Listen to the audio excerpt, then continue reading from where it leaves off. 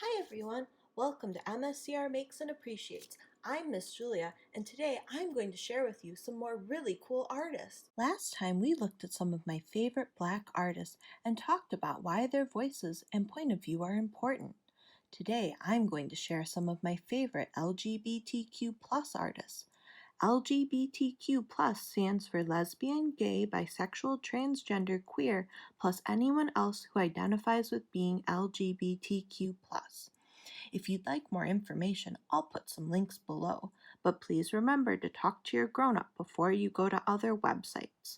Now, I'll go ahead and put up pictures of my favorite pieces and talk about why these voices are important in the art community. Micaela Thomas.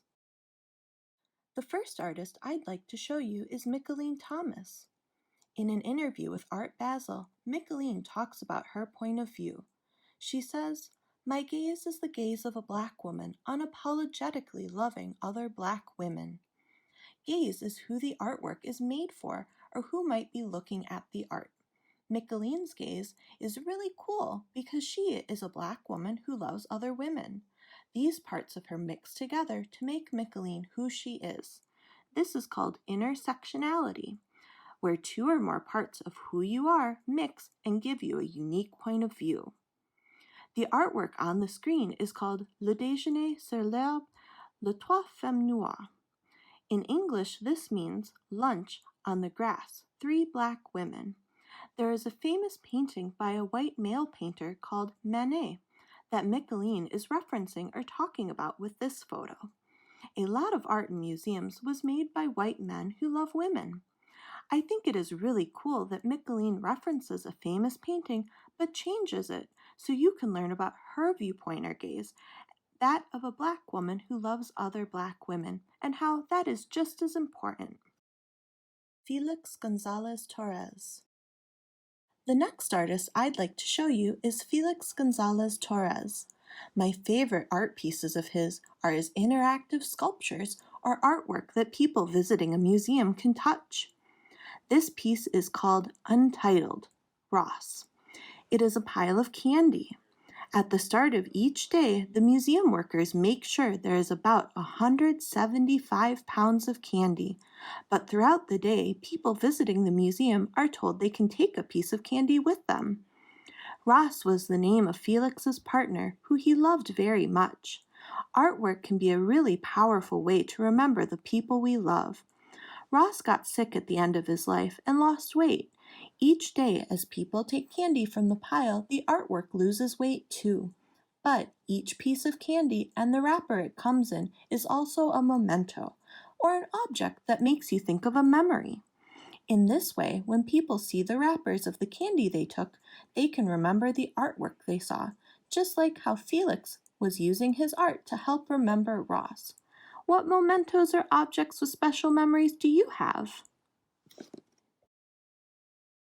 Heath Herring. Heath Herring is an artist that you may have seen before. Many of his murals and other artworks are very famous.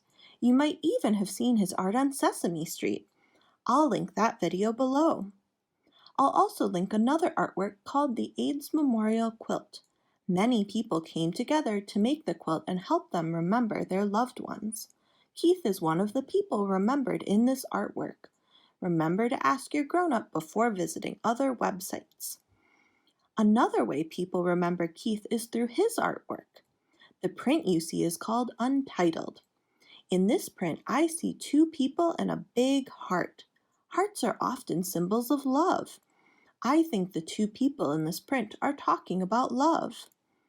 In a lot of art, only one type of love is shown, but artists like Keith and the others I am talking about in this video use their art to show that there are many different types of love and how they are all important. It is also important to love yourself for who you are. Robin G. The last artist I want to show you is Robin G. They are a local Madison artist that I know. I think they are a really great artist and person too. This piece is called Self. It is a self-portrait or a picture you make of you, and is from a time when Robin was figuring out who they were. In this artwork, I can see Robin in the middle with some broken rope or string by their feet. This represents or makes me think of things that might have held Robin back in the past, but because the string is broken, those things are no longer holding them back. My favorite part of this artwork are the flowers. Flowers are often a sign of new growth. Robin was figuring out who they were as a person, and the flowers show how Robin was growing into the wonderful person they are today. Another part I like are the colors Robin chose. Pink and blue are the colors of the Bi Pride flag. It is cool to grow and figure out who you are and to have things that symbolize or can show off how proud you are of the person you've become. What sorts of symbols or things might you put in a self-portrait?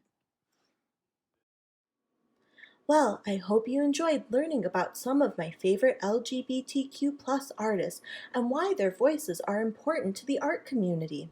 I really enjoyed sharing them with you and hope to see you in the next MSCR Makes and Appreciates. Bye!